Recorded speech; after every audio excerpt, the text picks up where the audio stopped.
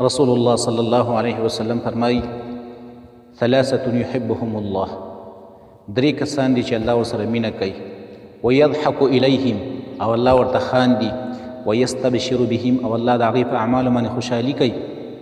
یو الذي اذا انکشفت فئة قاتل وراءها بنفسه لله عز وجل، یو هغه سړی دی چې ملګرو سره جهاد ته تللی دی او د ده دا ملګري په جهاد کې شکست وخوري او راواپس شي او دا هغه شان لګیا یې جنګېږي نه راواپس کېږي. فاما ان یقتل، یا دا چې دا شهید شي، واما ان ینصره الله، او یا الله د ده مدد وکړي. نو فیقول الله عز وجل، الله خپلو ملایکو ته وایي انظروا الى عبدي هذا، زما دې بنده ته وګورئ کیف صبر لي بنفسه، څنګه دا صبر کوي زما دپاره. نو دې بنده ته الله وخاندي، الله ورسره مینه وکړي، الله د ده په عمل باندې خوشحاله شي. یو دا سړی دی.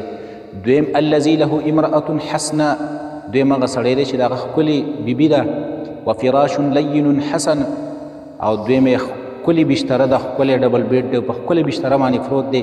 ویقوم من اللیل، ایسته د شپې راپاڅېږي، هغه ښکلې بیبي هم پرېږدي، دارنګې هغه ښکلې بستره هم پرېږدي.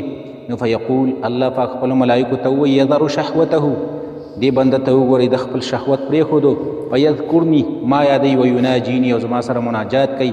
ولو شاء رقده، که ده غوښتلی نو دا به اوده شوی وی، خو هغه اوده خوب یې غوره نه کړو بلکې راپاڅېدو او په مانځه باندې ودرېد.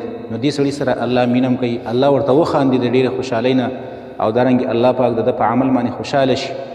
دریم والذي یکون فی السفر، دریم هغه سړی دی چې په سفر باندې تللی دی، وکان معه رکب، او د ده سره نور ملګري هم دي، نوره قافله هم ورسره ده.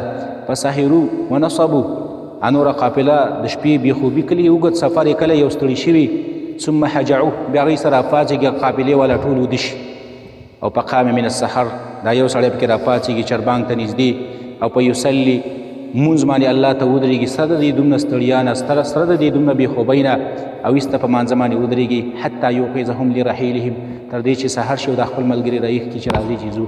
نو دا درې کسان دیو ته الله پاک خاندي، الله پاک د دوی سره مینه کوي، او الله پاک د دوی په اعمالو باندې خوشحالېږي.